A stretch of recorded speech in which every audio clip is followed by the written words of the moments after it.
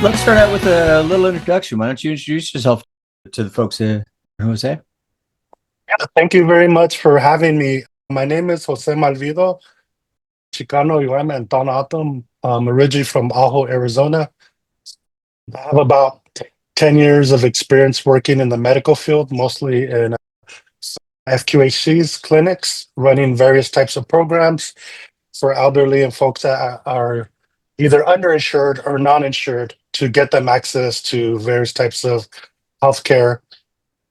I have years of experience doing grassroots organizing with indigenous communities and social justice groups. Yeah, and for about 30 years, ranging from supporting my elder Sarah James of the Arctic Wildlife Refuge, the folks here at Oak Flat, Black Mesa Water, getting the Peabody Mine Company out, various groups. I've also have extensive experience running organizations in the sense of, so I ran departments, social services groups were built home healthcare program, built built out community centers for folks, and this was in the Phoenix area, as well as meal programs for elderlies that needed help with assisted living, various types of work with young people as well. The last thing I'll mention is I also have experience working within philanthropy. I was a co-founder of and a board member of an organization called International Funders for Indigenous Peoples, which is an educational group that helps educate funders about the importance of funding Native folks. I've also worked in other foundations doing the similar type of work, like Seven Generation Fund, the San Francisco Foundation, the Seva Foundation. So I have experience working in that, getting resources to people that need it. And lastly, I also have a lot of direct service working with young people and organizing indigenous peoples. One thing I don't really like to mention on TV or stuff is that I've been the coordinator for what's called the Peace and Dignity Journeys. It's an intercontinental indigenous prayer run that happens every 4 years. It's a movement for indigenous unity. Every 4 years, we do a run from Alaska to Central America, and we meet runners from the bottom part of South America, and we meet them in Central America. And I've been for about 20 plus years, I've been the lead organizer for the northern part. So this means I work and provide technical assistance to different communities where the runners run through from Alaska. And this time we ran through Ecuador. We just finished about 7 months ago. It's That's a amazing. little bit about me. And That's yeah, extraordinary. I knew that running long distances was a Native American spiritual tradition, but I had no idea that you guys ran across North and South America. That's amazing. 10 countries. Tell me more about how you feel that your Native American heritage and culture prepares you and suits you best for representing the people of CD7. I'll take it back a little bit further, and it's my identity, but it's also experiences. Um, I mentioned before that I was born and raised in Ajo, Arizona. Yeah.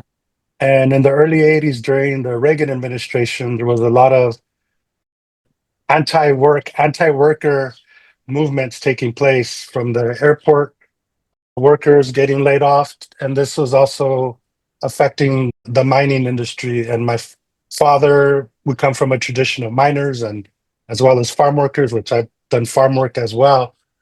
Um, and the I think I mentioned the law of 1874, the Miners Act. Yeah. That was used right before we went into a 3 year strike to give the mines a right to use eminent domain to kick us out of our homes. So we were a segregated town, and we lived in Mexican town in the Indian village. That's what they're called. And through that eminent domain law, we were forcefully removed. We had 5 weeks to move out, and a lot of people with very little means didn't have the ability to move. So after those 5 weeks, bulldozers came in and literally started destroying the community where my grandparents, my aunts, uncles, friends, family, all of our homes were destroyed. And as that was taking place, our next door neighbor, they're also native, their son was my best friend. And when the police came, they were dragged out of their house, and they were kicking and screaming. They took the kids. It reminds me of what's happening in LA with the ICE raids. Yeah. And I try to help, but I was a little kid. I got held back. And that experience transformed my way of looking at things, wanting to help people and wanting to address issues when it came to justice and social justice.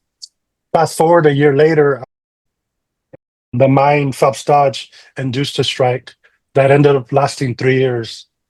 And it was called the Great Strike of 1983 of Southern Arizona, something to that effect.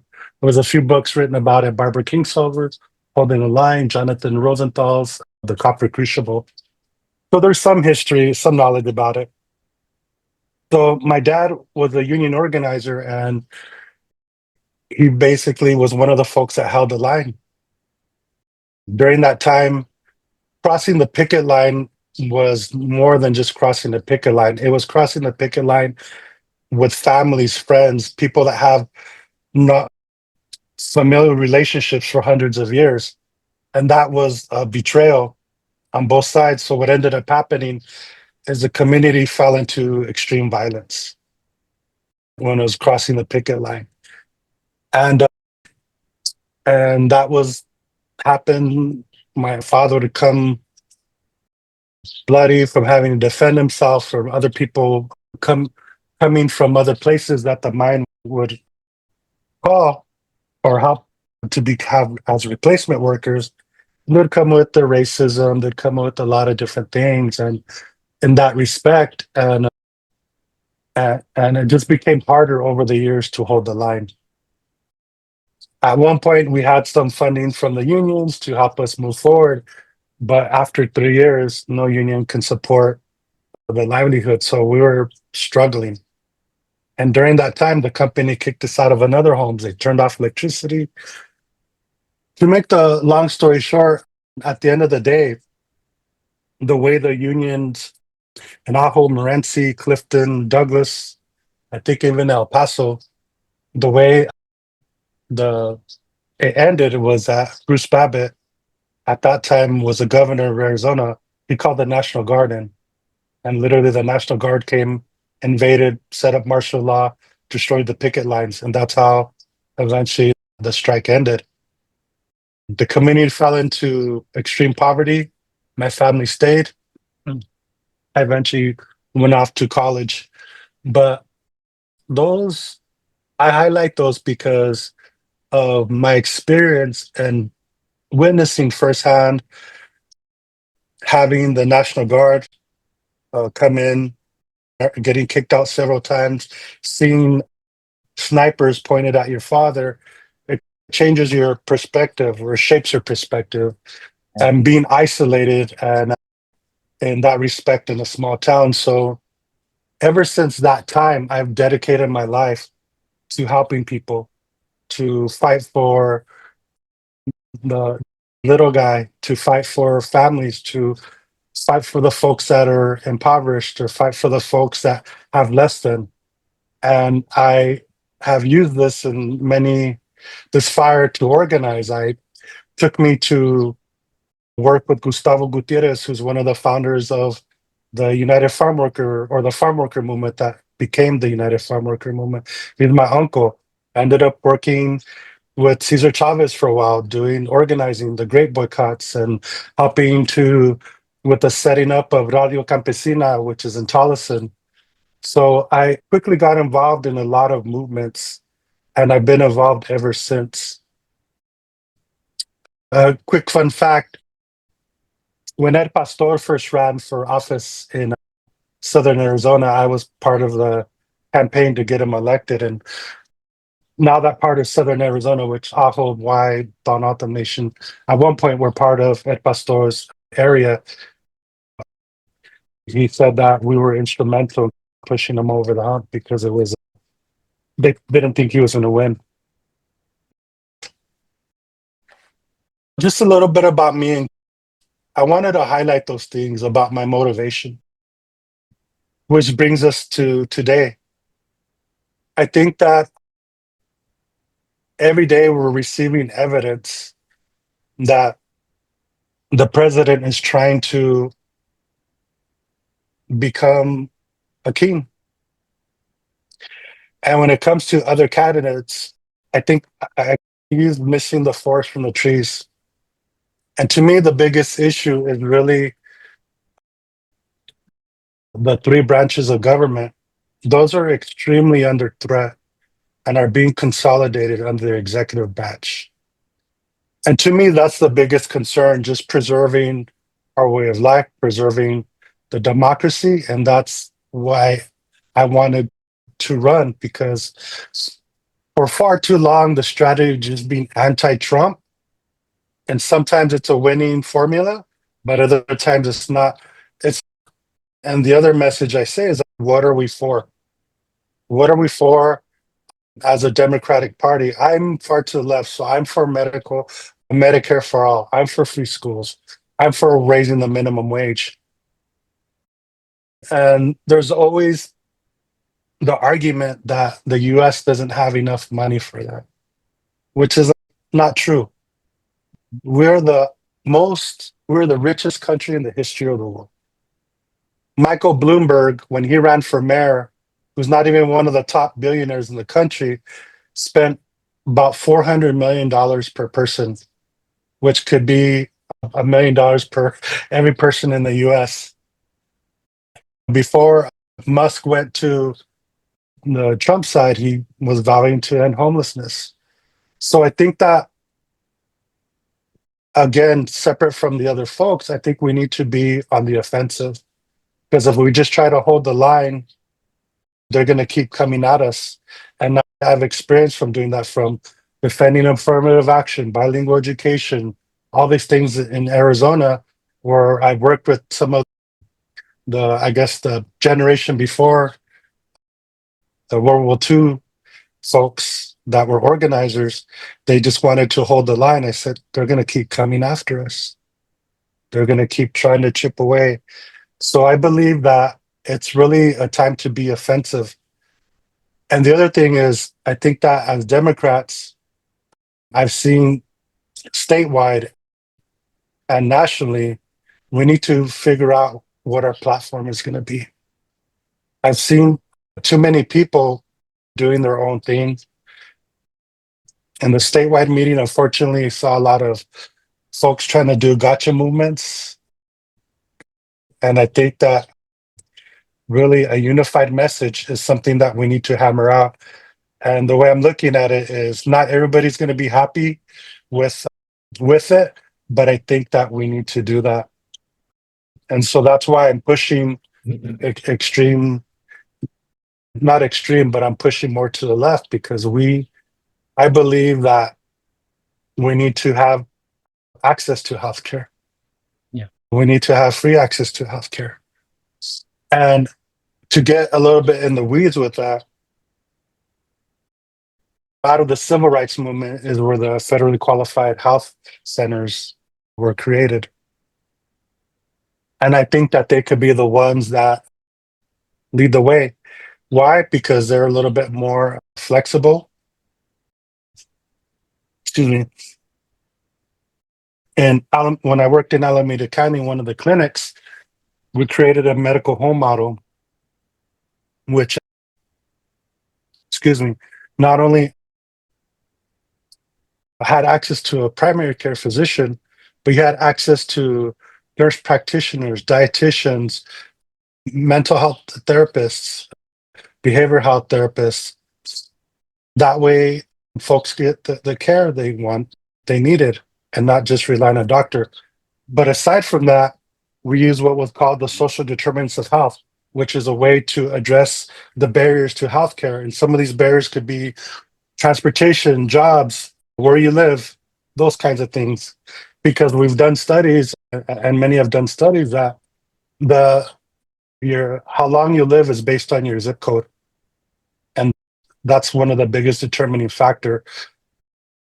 I think that these getting money to these organizations that have the ability to provide these wraparound services is really going to drive down the cost of healthcare, and that's why we did it.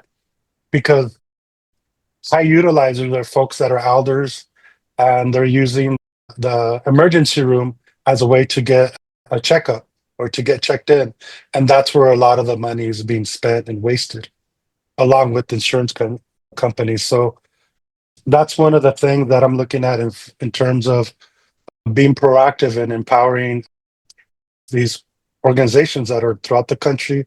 We have several here that could provide additional wraparound services and help those that need, that are considered high utilizers.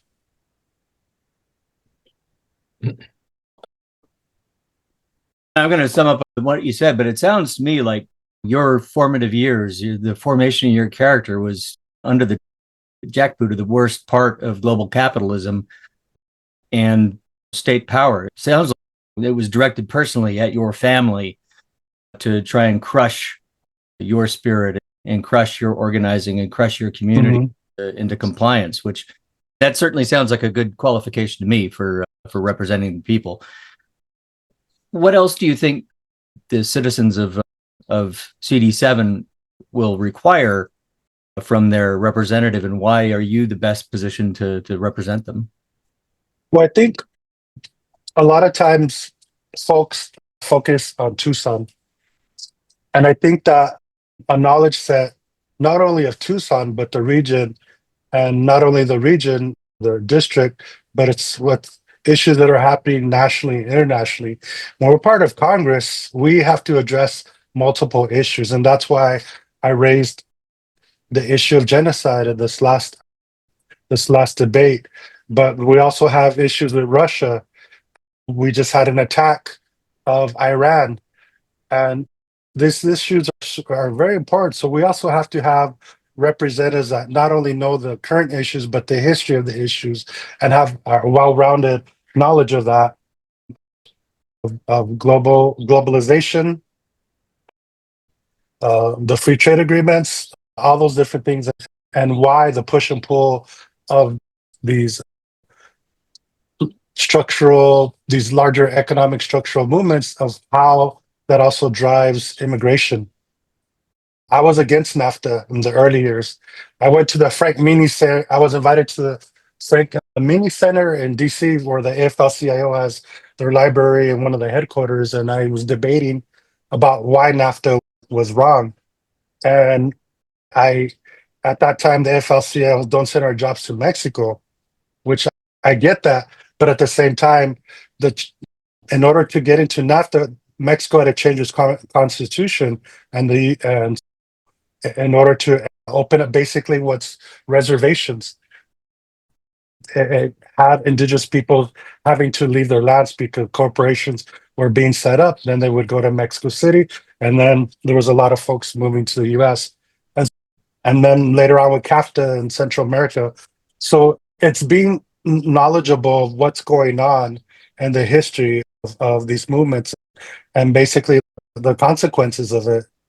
Yeah, it sounds like you have a much deeper understanding of the way that some of these larger structures and legal innovations of recent have impacted people on the ground, not just here in America, but in the whole hemisphere. It looks like Larry has a question for you. He'd like you to answer. Yes, Jose, thanks very much for being on the program today. I was reading your bio, and one thing that really struck me was where you said you want to make public education a pathway to opportunity and not debt, and you want to work to eliminate student loan burdens. I just had dinner with 3 young Democrats from the University of Arizona, and their number one issue among young people is, how are you going to put money into my wallet? So tell me more about how you can turn education into a pathway for opportunity and not debt. Absolutely. So I was a terrible student. I barely graduated high school, so I had to go. I couldn't make it into the military because I have asthma. The mine shut down, so I was like, I'll go play baseball in college. So I ended up going to community college, but my advisor told me you're not college material, but I went anyways. And from a very early age, from community college, I had to start taking loans out, and that's been one of my things, even up until from a community college to masters. Luckily, when I went to Yale, I got a free education for that, and then for my my master's, I had to get loans, and now my PhD, I'm getting loans, and these payments are extremely high, uh, and the economy isn't good. They what is the stat that's saying this generation feels that they're going to do worse than their parents' generation? So the ability to get house, a good job. So the way I'm looking at it is, I think we need to have education free. We need to have free education. Really, if when possible, team up with the upcoming industries if necessary. Or along with that, I don't think just getting your education is enough. You have to have pathways in order to be tracked into positions. So if you're going to be a teacher, that's set up. There's a pathway to do that. You go and you do a internship. But when it comes to other professions, there's very little pathways. And I think one of these things is really to help create a way to do some job training, explore what types of industries are, because I think at that age, folks are exploring. And what's the stat? 80% of people do get into the work that's different from their degree. So I think it's really building that relationship also with nonprofits that are providing social services, other types of work to really be feeders from the university. And the other piece of it, which I've done with a lot of youth in the inner city of Oakland, is not along with the job training, but resume writing, how to do interviews, the communication. These things aren't offered in school, but they should be. Like, what? How do I interview? How do I dress? What are the very basic things that I needed to do in order to get a job? What are they looking for? These kinds of things aren't, as I mentioned, aren't really part of the education. And if there could be something to that effect, and maybe connecting it with AmeriCorps or some other type of program or extracurricular activity, maybe even the high schools where folks can get pathways.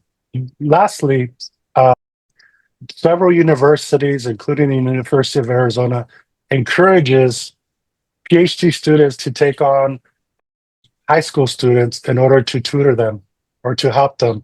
And I think that it's written, so there's something already in place, but it's just really making them more robust, drawing attention to them, like why it's important to help young people, to show them the ropes of what it is to be a student or a graduate student. But those are add-ins, but I do think that having the free education is important. I'll end with this part. I just got back from San Luis, Rio Colorado, which is near Somerton. And we heard from students having to come from the other side of the border, leave at 1 or 2 in the morning just to get to school. And they're talking about their path to getting into university and their dreams. But such things as the food, such things as transportation, clothing, those things that are needed to survive. And once they leave their communities, a lot of those folks are farm workers. What type of support services do these students have? They really don't have much. So, along with free tuition, if you show your ability to be a good student, why not get some funding for housing? Why not get some funding to help with books to that extent? And I think that They say education's a great equalizer, and I think yes, but I think after education, it's helping people get jobs. Jose, I got a couple of follow-ups on that in the educational space. Obviously, one of the things that's happening now is President Trump has been attacking the academic freedom of our educational institutions, especially higher education, but pretty much all over in the name of anti-DEI. Being as you are currently in academia pursuing your PhD, do you have views on that you'd like to share? What Trump's doing and what he's signaling. Unfortunately, at the University of Arizona, during the summer, they got rid of a lot of organizational institutions like the Native American Student Center. They're getting rid of a lot of other things and bringing them under a larger group. But the issue is that students coming from rural communities and Native communities, it's a culture shock to come to a big university and how to navigate a city. I had troubles even knowing how the cities work. It's one, it's unjust, and two, in some ways, it might even be illegal because a lot of the rights that are guaranteed for Native students is based on treaties and not DEI, which is really important to share. I think that within our department, which is Native American Studies, there is some worrying about funding getting cut for the same reason. And so the university is consolidating different programs, which in some ways is going to make it harder for natives, Latinos, all the African American students to attend the university because the resources that were given to them to help them just navigate school and to get through are being cut off. And this wasn't a direct order from Trump. This was a reaction to that from the university. And you hear stories like that happening throughout the country. Yeah. For the fear of getting funding pulled. One of the big issues in CD7, all of Southern Arizona, really, and lots of the border areas, is immigration. I imagine growing up in pretty much a trans-border community like you did, you have some unique views on immigration and some insight into how to deal with the current demonization of immigrants. Yeah. What are your thoughts? It's gone to the point where immigrants are being persecuted. Yeah. It's not to the point where it's immigration. When you have a 9-month pregnant woman incarcerated and her baby dies and you don't get care for her after 2 days with a stillborn baby inside her, when you are snatching up kids, whether you have documented or not, when you have a senator that's tackled and hurt questioning Pam Bondi, these are issues that are far beyond the border. It's a persecution of not only immigrants, it's brown people that are coming after everybody. So in terms of the border, yeah, I grew up near a border town and I remember when it wasn't a big issue, when the border wasn't really an issue, when my grandparents would cross back and forth. Our family has been here for hundreds or even thousands of years in this region, and we have family on both sides of the border. And it was just going to the communities I've been there before the United States was ever here. But more specifically, the militarization of the border is an issue. And I know that Grijalva said we need to make the border more robust. And I totally disagree with that because what's happening is it's not only the Border Patrol or ICE, we have contractors that are building the wall. And they're building the wall in this place called Kitovac, which is a sacred site. And Kitovac is like a spring, and it was an old community. And it's the only place where the desert pupfish live in the world. It's an endangered species, so they're draining and have drained that place, and I've been using that to make cement to build the wall. wildlife that go across the border they can't cross. People, the native people that are on both sides of the border, there's a lot of harassment. Some stuff that gets not reported or underreported is is beyond harassment. There is fences that are cut, cattle are being let loose. There's been an incident where kids have been getting ran over by Border Patrol. And I think that the shift with ICE, the militarization, has really changed the dynamic of Border Patrol. When Rudy Giuliani, he was going around really helping to militarize the police and the Border Patrol. So now it's more an army out there. And it's not going to stop the traffickers. Why? Because there's always going to be corrupt Border Patrol that are bought off. There's always going to be Border Patrol that are going to be threatened by having their families threatened. And that has been going on for a long time. Being along the border, we hear the stories, we know people that have fallen to both of those types of traps. It's just a show of force. And again, it's really persecution of immigrants and the persecution of brown people, which is an easy target. There's a lot of hate there, and it's going to get worse, unfortunately. Yeah. It's interesting that you can speak from this to this issue from such a personal viewpoint. It's like scars on your own body when you're talking about the damage that our immigration system does to people, as opposed to other people talking about it abstractly. I really think that's a unique aspect of your candidacy. It looks like Bridget Richichi has her hand up. Jose, your experience is extraordinary, I must say. And so I have a two-part question for you. In what ways have you held or sought elected office within the Tohono O'odham Nation? And secondly, if for some reason you do not win this primary, what are your plans to continue being involved politically? And by politically, I mean beyond the significant advocacy that you have done in your life. I really appreciate this question, Bridget. I've never run for any office in my life unless you consider in a high school or a youth club or something to that effect. So I've never run for office, but I think that's why I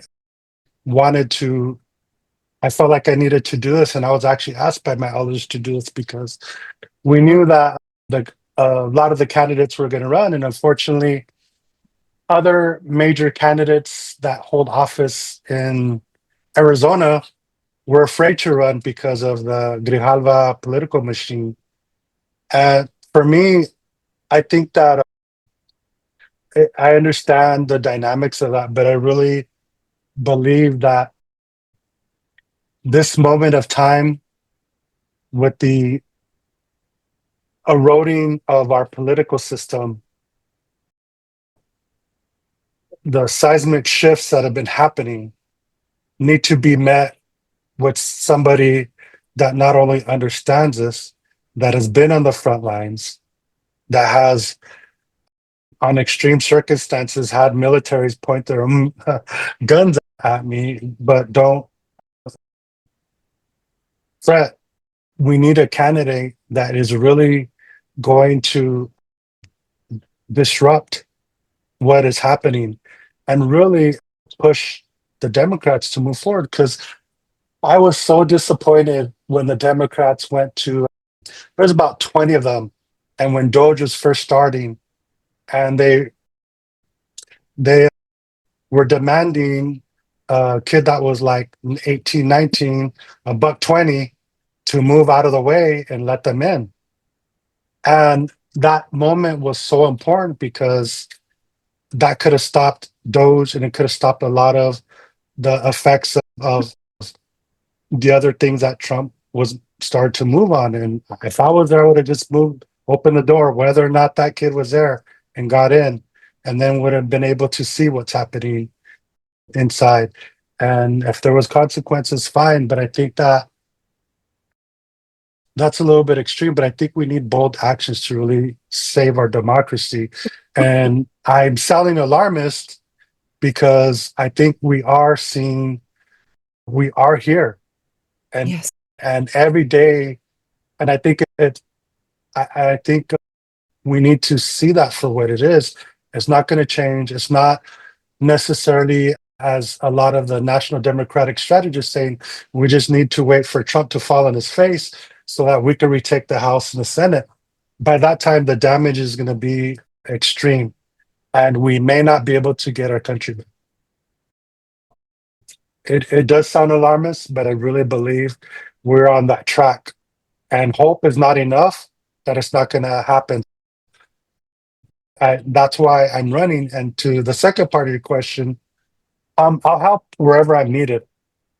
That's the way I'm wired. Is I'm helpful. I'll do something if I'm helpful.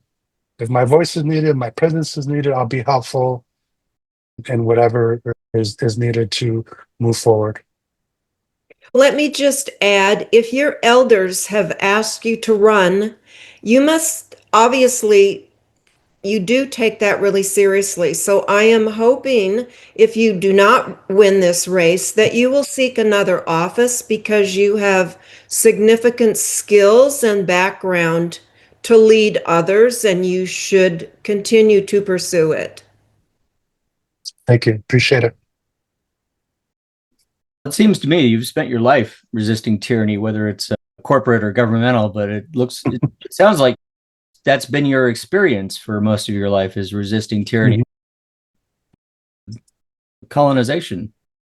In that regard, you mentioned that genocide came up in your last debate. I was wondering if you would care to expand on that topic now that you have a little bit more time. Yeah. Well, after World War II, the world collectively said, no more, not again, never again. And unfortunately, never again's happening again. Not only South Africa, not only ex-prime minister, countries are coming together to say it's a genocide. I think there's polling now that 80% of folks are wanting either to remove the Palestinians or to continue the execution of them. And to think that killing children is a strategy, because if they grow up to be enemies, yeah, I understand that, but it's gross. It is something that should not be happening. The US is standing by, is allowing it to happen. And I think that it's wrong. And history is going to look back at us with shame because we didn't do anything. Much as the early years of World War II, until we were pulled into it, there was already a lot of mass killings taking place. And when the majority of the population are children, and 1 by 1 or 2 by 2 square miles, dense population, it's inhumane. And I think it's something that should not happen. And the thing that is also a challenge is that the majority of the Democratic Party isn't speaking up on it. Yeah, they're afraid when it comes to Semitic, basically. Well, the thing about it is, it's not anti-Semitic to criticize a nation state. There's a difference of criticizing a people, just like immigrants are being criticized or being dehumanized. It's not dehumanizing a people. It's talking about a nation state that has the military of 200,000 troops professionally trained, with 300,000 reserves, with supersonic missiles, with the Navy, with the Army, with special forces, with the political system, with the GDP of, I think it's like 50 million, with a billion, 20 billion coming from the US. There's a difference of criticizing a nation state versus a people. And I think that's the thing that's very important to point out. Just like other countries, we could criticize whether, depending on what side you are, Russia and Ukraine, or other groups that are also committing atrocities. I think that we need to address that. And fear is the issue that is going to allow this administration to get away with more stuff. And the other thing is, when it comes to other folks, whether they're the Democrats, Republicans, got to call it a spade. And when it came to one of our congresspersons aligning with Trump to not give due process to folks from South America, when it came to the immigration, that's not right. Yeah. Let's name that. And you're talking about Gallegos. And Gallegos did that. Yeah. He aligned himself with Trump in that respect. I understand he wants to run for president, historically the strategies move towards the middle. But as we are moving forward in this current reality, the middle ground is leaving. There's less and less middle ground of being moderates. Unfortunately, that's the case, and we have to be an oppositional party. And I think people want that too. I don't think people are wanting somebody that was left-leaning to align themselves with Trump. Mm-hmm. Like that, when it comes to that, depending on the other issues, I don't know what it would be, but to me, that's a big issue. And I think that when I mentioned earlier, people are doing their own thing. That's also what I had in mind. And I think we need to show force. We need to show who we are. We've been talked about as we are weak. We are not strong. And I disagree with that. And I can also show that strength and will not back down and will be relentless and will address the issues, but also challenge other Democrats to leave the fear, because we have nothing to lose. To me, I don't care if I get elected and serve one term. Most politicians campaign half the time and do work half the time. If I get elected one time and I go out there and disrupt what's happening, then I felt like I've done my job. I don't care about being reelected. I don't care about being there for 10, 15, 20 years. I just want to address, my focus is what's happening now, this moment in time, and really changing that and shifting that and really taking back our democracy and stop the eroding of the different branches of government. To me, that's the most important thing that we need to focus on. Yeah, oftentimes it seems like the house is on fire and some Democrats are intent on rearranging the furniture. One of the things that I think is a possible difference between you and some of your rivals there in the primary are environmental, the nature of the impact of mining and other industrial processes on our here in Southern Arizona. Can you talk about that? Absolutely. I grew up, as I mentioned, in a mining town, and it's considered a Superfund site. We literally lived next door to the mine where I played, and wasn't rivers, it was liquid coming from the mine. I had to go to the hospital because of playing on the fallout of the mine. And along with the Rosemont mine that's being proposed, there's tailings that are part of the byproduct of mine, which are very toxic. And with our monsoons, those things could be blown into not only Tucson, Southern Arizona. With this other mine, as well as the mine that we had, it hits the water table, and you need resources to get the water out to not have the mine hit the water table. But after 40 years, once the Rosemont mine closes, if it does happen, then all the fallout, all the toxins are going to go into the water table. And not only that, the mines use a lot of water. They pull a lot of water for that type of work. So the return on investment isn't just economic, where you're going to have 400 jobs brought into southern Arizona with this proposed mine, up to 45% of them are going to be specialized that have come from headquarters. Another 15 to 20% are going to be operators of equipment, of the tractors that and the bulldozers and all the things that have 10-foot tires that require specific certification. You're going to have other folks from other mining towns coming to southern Arizona that have other folks from regional managers to come and want to become directors and managers here. So the return on investment of really bringing people from Tucson jobs is minimal. There's going to be some housing, other extended jobs that are going to come from it, but the return on investment in terms of draining our water, which is scarce in Arizona, southern Arizona, the pollution, the creation of acid rain, of phosphate acid that's going to seep into the water, along with the pit. It's just the return on investment is not worth it, especially not worth it in the environment, especially not worth it for indigenous peoples. I did some work at the United Nations as well, with helping with the Declaration on the Rights of Indigenous Peoples.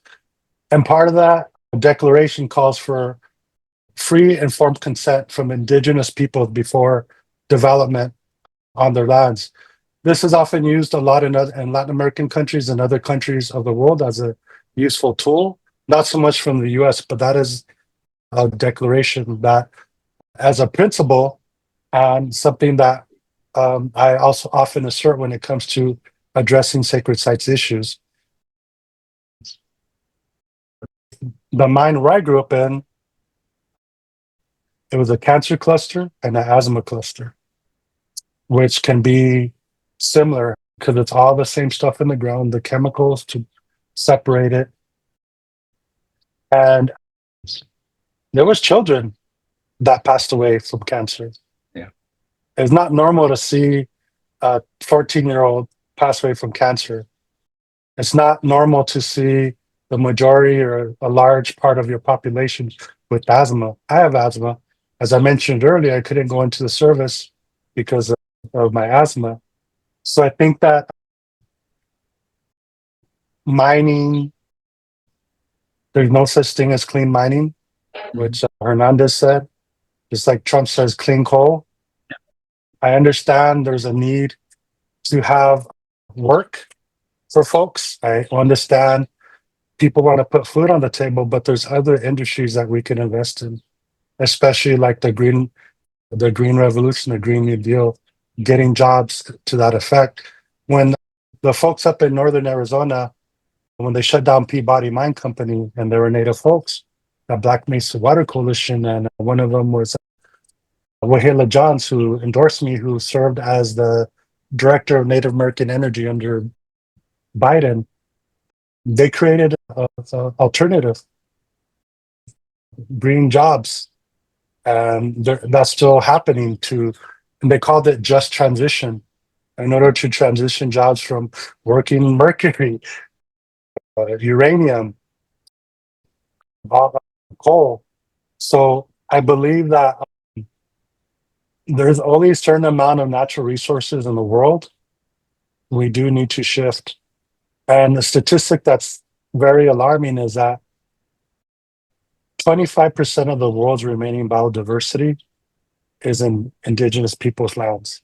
Yeah. So it's not surprising that with a big, beautiful bill or whatever they're calling it, and I told the Yaquis this a couple of months ago, they're going to come after our lands.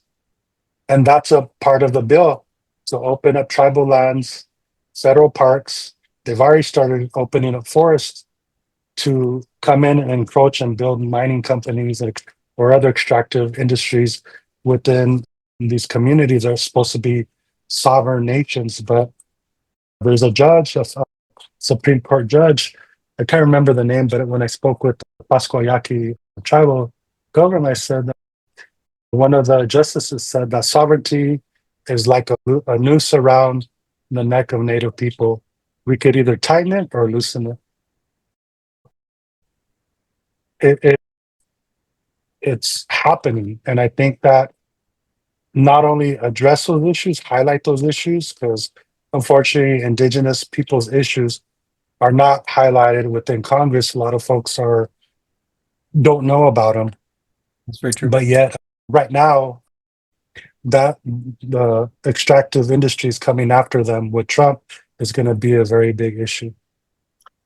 CD7 is a minority majority district, and there's a lot of Latinos living in your district. And I think I'm not Latino, but from what I understand, a lot of people's concerns, Latinos' concerns, are economic. What are some of the pocketbook issues, housing, wages, job availability that you want to tackle, and how does your approach differ from those of others, perhaps? I appreciate this question because I'm for raising the minimum wage. I think that right off the bat, it shouldn't take a person working full-time work to not be able to afford their rent. I believe that the average rent in all the district is about $1,400 a month, and a minimum wage person brings that home. A full-time person working minimum wage brings about that home a month.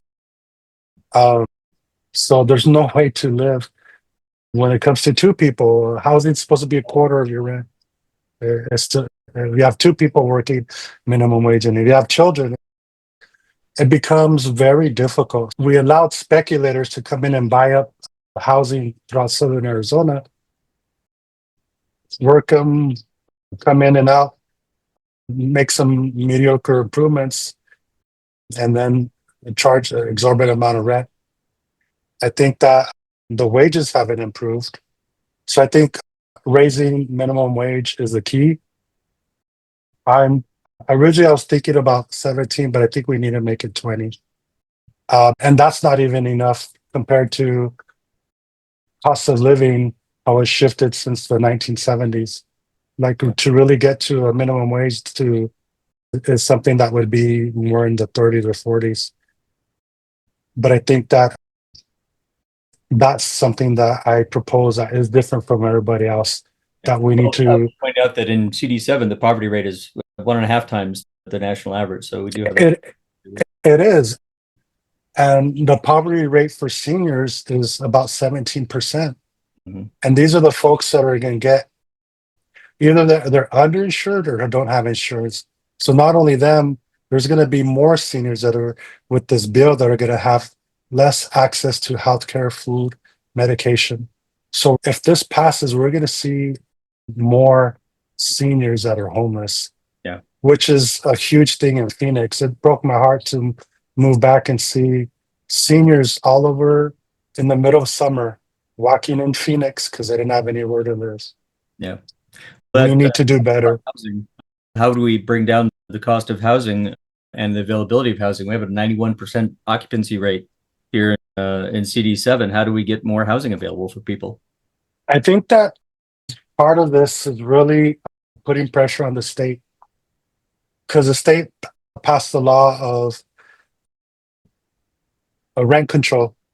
So they're not really for rent control. I think we need to put pressure on the state to allow rent control so that we can have some places set for folks based on their income in order to get access to homes. Whether or not to build more is a challenge because of the natural resources and water, but I do think that we need to, and if it for the first, and maybe it's to supplement the income or supplement rent, we could do that, but I think that we have to come up with some type of issue or some type of way to introduce rent control, because to just allow the free market to do that, we're pricing people out and pricing people into neighborhoods that aren't safe. When I briefly worked for the county, and part of the county or the city, and part of that work is to really go after slumlords and really make them fix their apartment complexes, make them fix leaky faucets, lights. And I think part of this work too is to really put pressure on slumlords. There's a handful of people within this district and other districts that own a majority of housing. And so there's multiple ways we can address this issue, but some of it is federal and some of it is statewide and some of it could be on the other areas. But I believe that as a person in Congress, you could definitely have that leverage to have these conversations and force folks to have these conversations and be truthful about it. To say that there's not resources and money is not an excuse. It's not the truth. Mhm. And it's just how we spend the money. It's not making millionaires out of folks that have 4 charter schools. It's that type of spending where we're allowing to happen within the state. So I think that Democrats, we need to work that on a few different fronts. Well, also a concern of many Latinos is immigration. Democrats often act all Latinos are going to be in favor of immigration or unlimited immigration because a lot of it is coming from Latino countries, but that's really not the case. A lot of them are concerned about job competition of new immigrants. And how do you address that in terms of immigration versus labor rights and labor availability and wages? I don't know about competition because I think that there's a couple of things. I just want a quick story. My tío, who was a part of the farm worker movement, he was part of the United Farm Workers, and him and Caesar got into a fight.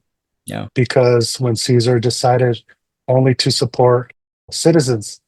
Mm-hmm. So that's when Gus left. And so I think that immigration is definitely an issue, but I really don't understand the phenomena of people that have been here a generation and then are anti-immigration or anti-immigrant. They're just like the Republican candidates that's from El Salvador. And it's almost like the Cubans and the other folks in Florida that made a Spanish song pro-Trump, and unfortunately, a lot of them got thrown out or are deported. I think that immigration, the way it's panning out, is becoming more of a not citizen versus citizen. It's becoming more of a race thing or racialization thing. As we are seeing more and more people, regardless of their citizenship, are being pulled over, being detained, being in prison. A U.S. Marshal, a state senator. If Trump is challenging birthright citizenship, he did that for Native American. He's trying to do that to other folks. That says he wants to get rid of people. There's been conversations wanting to build out the prison in El Salvador to send citizens, to expand Guantanamo Bay, to send people there. And it's becoming something where dissidents, people that are against the administration, that's what I fear is where we're headed down the road. And we're not too far from that. And if you're able to ignore court rulings, or if you're without any consequence, if you're able to if the state, the Senate and the Congress are with you, that's, for whatever reasons, that's where we're headed.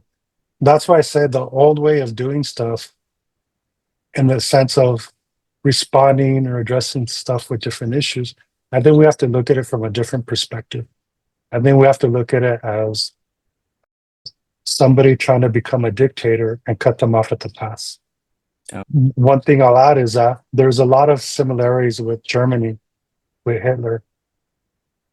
The way of Hitler gathering power. One of the big differences, which I hope will be our saving grace, is that at that time, democracy was only about 10 years old in Germany. So it wasn't fully digested. We're going to have about 250 years of that here. So hopefully that will stop this. But if you're starting to have military parades like other dictators, the direction and the trajectory, we know the trajectory. It's up to us to stop that. Yeah.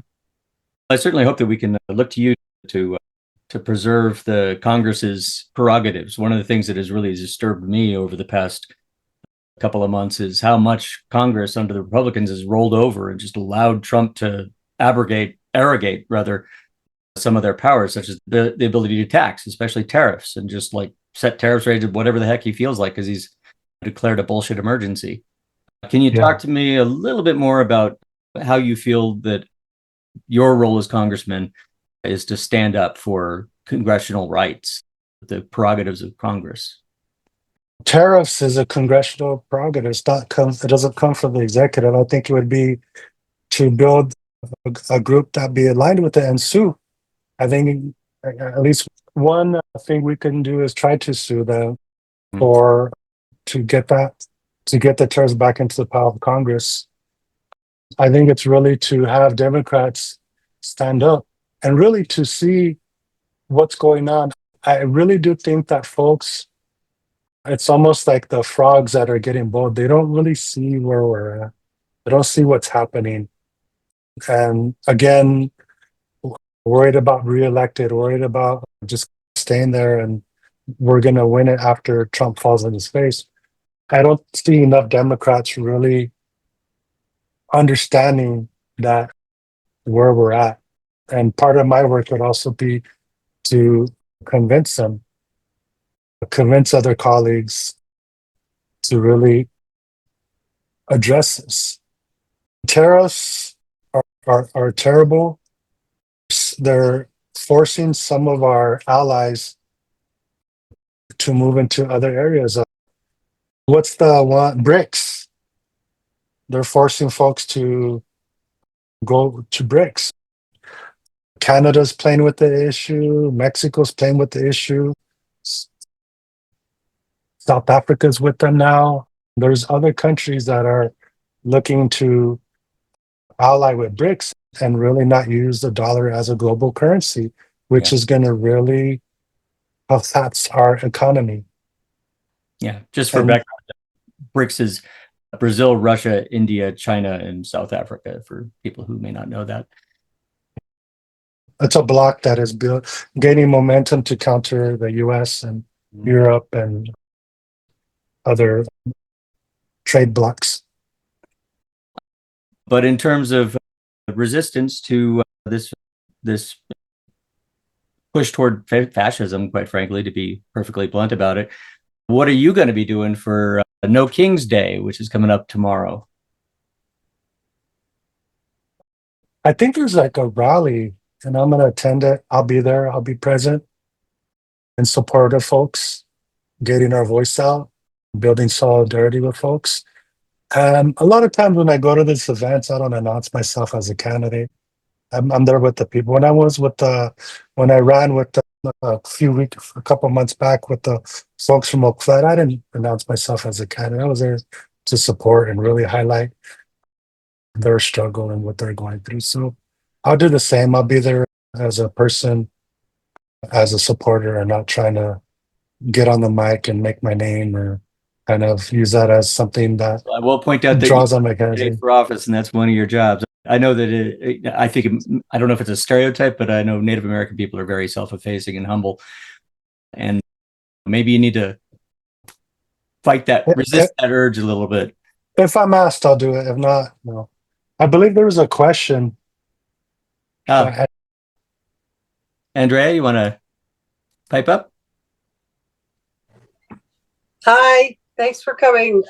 I was wondering, several things occurred to me. Are you using social media to get the word out about yourself?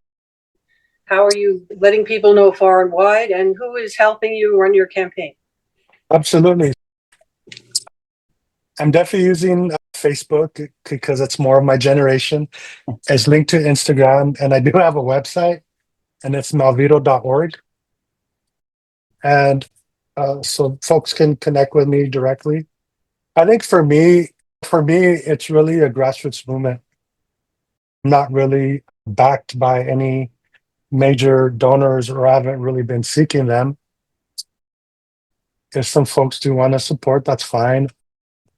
I really am trying to do something where it's coming from the people. like a reflection of what the district is, from Yuma to Towson to Avondale, and so that's how I'm getting the word out through volunteers. I'm going to be getting signage up pretty soon, and some other materials out into the world to raise my voice. And I do rely on forums like this and others to get the word out, to get to know my platform, myself, and to, in that respect. If other things come along, I'll use whatever other tools I can gather. But again, malvido.org is my website. I'm under Jose Malvido on Facebook. I think J Malvido on Instagram. I really don't use X too much for a lot of reasons. But yeah, that's where I'm at. All right. Well, I want to thank you so much for this conversation, Jose. It's been a pleasure talking to you, and I'm going to send you a link to be able to download the raw video of this in case you want to reuse it for your campaign. Thank you. I really appreciate the opportunity. Thank you so much for everybody being here and your time, attention to hear what I'm about. Thanks, Jose. We'll be talking to you soon. Bye-bye. All right, Michael, have a good one.